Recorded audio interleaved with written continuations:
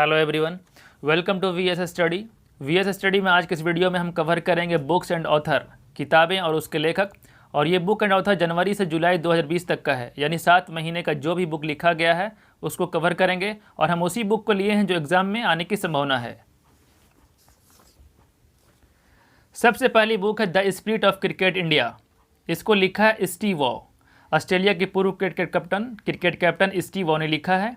Steve Waugh लगभग पूरे भारत में घूमा और जगह जगह पर क्रिकेट खेलते हुए लोगों को देखा, उसकी तस्वीर ली और उसी तस्वीर को इस बुक में डाला है और रियल तस्वीर को डाला है the spirit of cricket India में। 36 डेज, इसको लिखा है कमलेश सुतार ने। इस किताब में महाराष्ट्र के वर्तमान राजनीति के बारे में बताया गया है, यानी कैसे शिवसेना ने महाराष्ट्र में सरकार बनाई। पहले शिवसेना बीजेपी के साथ गठबंधन में थी, फिर उसी गठबंधन को तोड़ा, फिर कांग्रेस के साथ गठबंधन बनाया। प्रेजेंट टाइम में महाराष्ट्र के गवर्नर मुख्यमंत्री कौन है? उद्धव ठाकरे हैं। एक और किताब है इस राजनीति महाराष्ट्र के बारे में, checkmate, how the BJP own and lost Maharashtra. इसको लिखा है सुधीर सूर्यवंशी ने। इसमें भी यही बताया गया है कि बीजेपी महाराष्ट्र को कैसे हारा और कैसे जीता।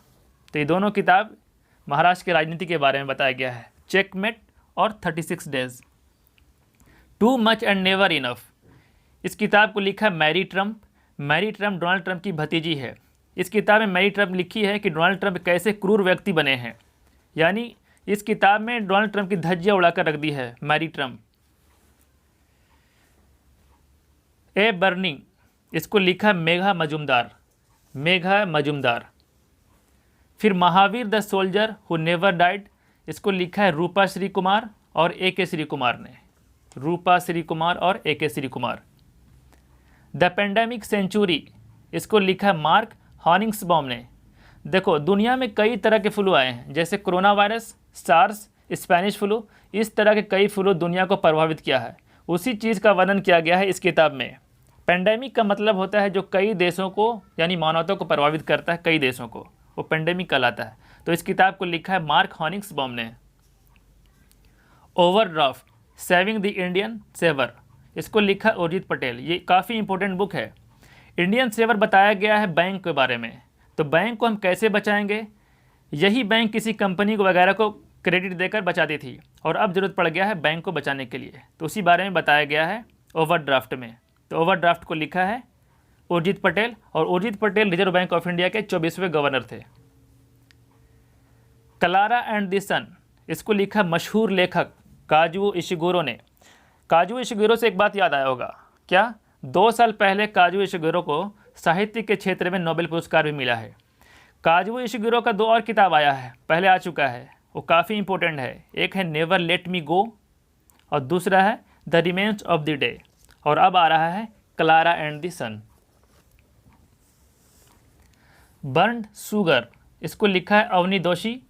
बर्न्ड शुगर किताब ये भारत में दूसरे नाम से लॉन्च हुई है। ये हुई है girl in the white cotton के नाम से। ये एक ही किताब है पर अलग अलग देशों में दूसरे नाम से लॉन्च किया गया है।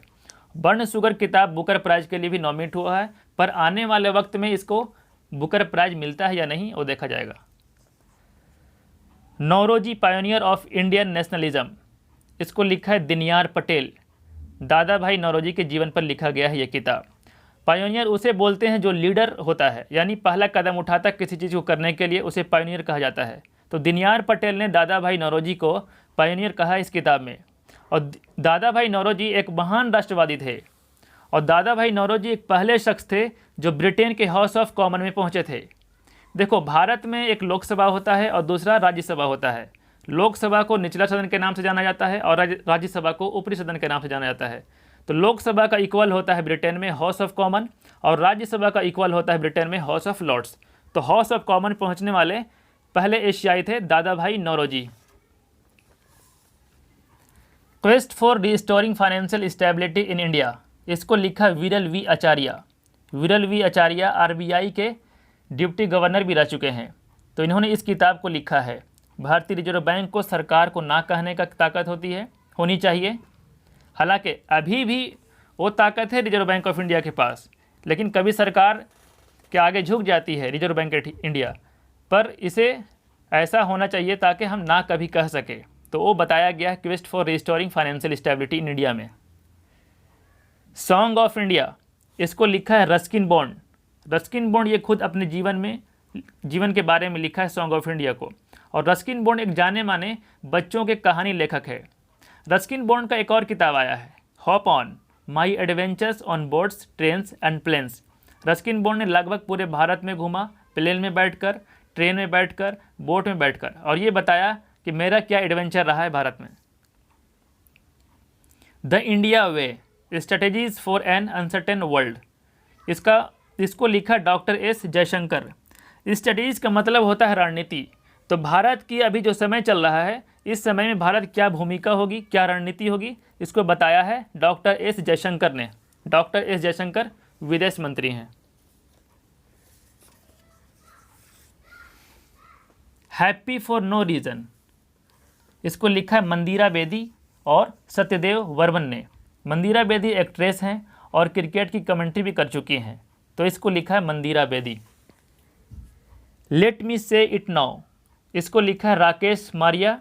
राकेश मारिया पूर्व IPS कमिश्नर हैं। इन्होंने लेट मी से इट नाउ बुक में बताया है कि कसाब को कैसे पकड़ा गया, 26/11 हमला कैसे हुआ, इसका सारा वर्णन किया गया है लेट मी से इट नाउ बुक में। शेमलेस, इस किताब को लिखा है तस्लीमा नसरीन ने। तस्लीमा नसरीन बांग्लादेश की एक लेखिका और डॉक्टर भी हैं। तस्लीमा नसरीन ने एक बुक लिखी थी लज्जा।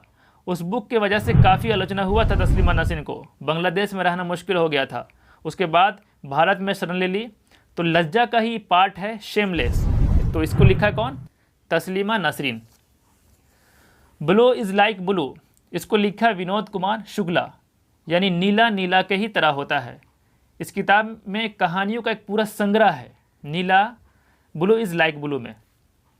और विनोद कुमार शुक्ला को साहित्य के अकादमी पुरस्कार मिल चुका है, साहित्य अकादमी पुरस्कार भी मिल चुका है विनोद कुमार शुक्ला को। मैसेजेस फ्रॉम मैसेंजर, इसको लिखा प्रीति के श्रॉफ ने। प्रीति के श्रॉफ।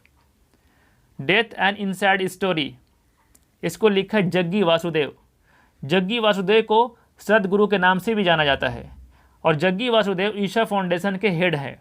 ईशा फाउंडेशन की स्थापना किए थे 1992 में।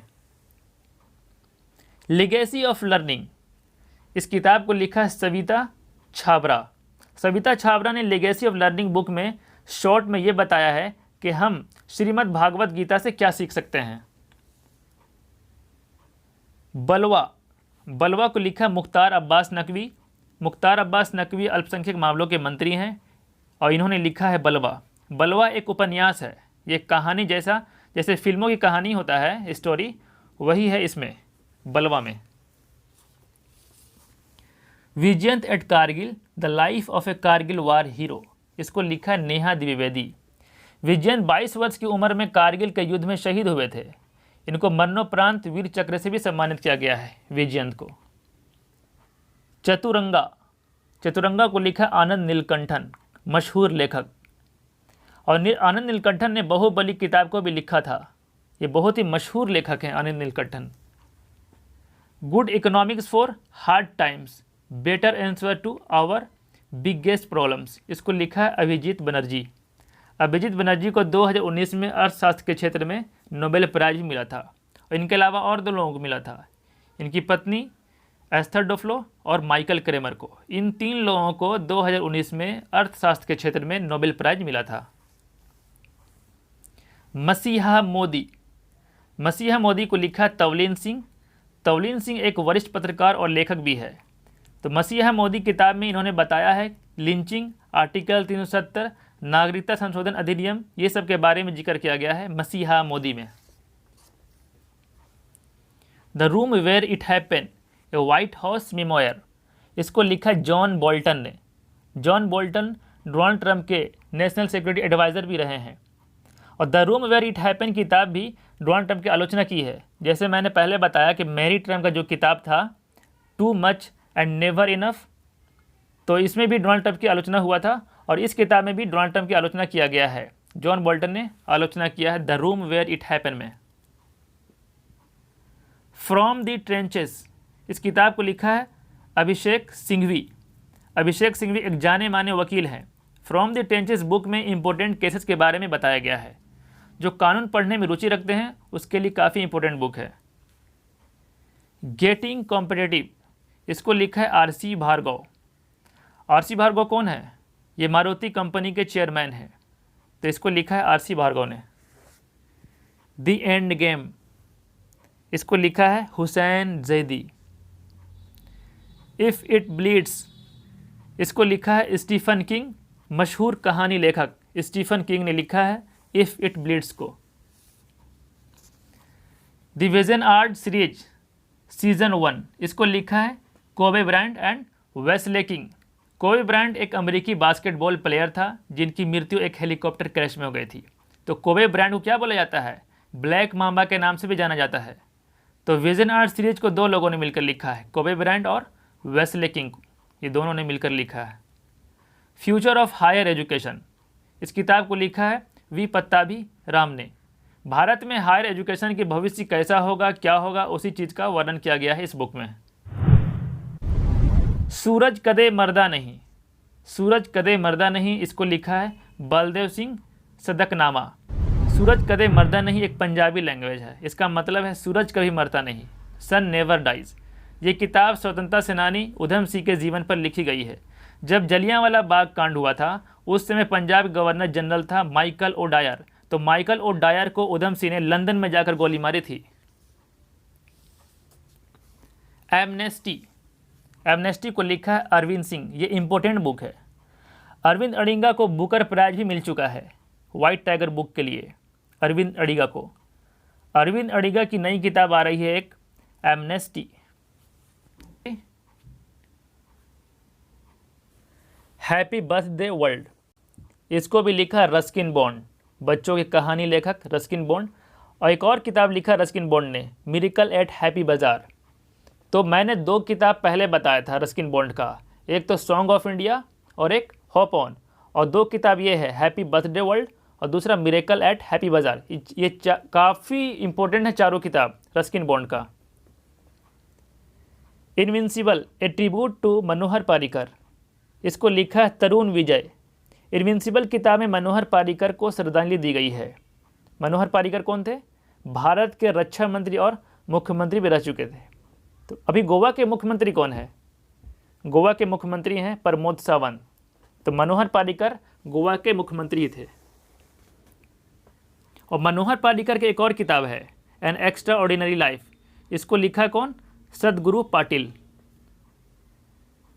ए प्रेयर फॉर ट्रैवलर्स, इसको लिखा है रुचिका तोमर, यात्रियों के लिए दुआ करना, ए प्रेयर फॉर ट्रैवलर्स। ये किताब इंपॉर्टेंट इसलिए है क्योंकि इस किताब को मिला है PEN Hemingway award. PEN Hemingway award मिला है ए प्रेयर फॉर ट्रैवलर्स को। ये सुपर इंपॉर्टेंट बुक है एग्जाम के लिए। एक था डॉक्टर एक था संत, इसको लिखा अरुंधति रॉय। इसमें डॉक्टर बताया गया है डॉक्टर भीमराव अंबेडकर को और संत बताया गया है महात्मा गांधी को। तो डॉक्टर भीमराव अंबेडकर और महात्मा गांधी के बीच क्या बातें हुई है उसके बारे में बताया गया है एक था डॉक्टर एक संत बुक में, और इसको लिखा कौन? अरुंधति रॉय ने।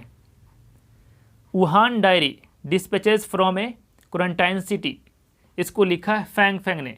कोविड-19 यानी कोरोना वायरस से रिलेटेड है ये बुक। कोविड-19 की शुरुआत कहाँ हुई, कब हुई, कैसे हुई, उसके बारे में लिखा है वुहान डायरी। तो कोरोना वायरस की शुरुआत कहाँ हुई थी?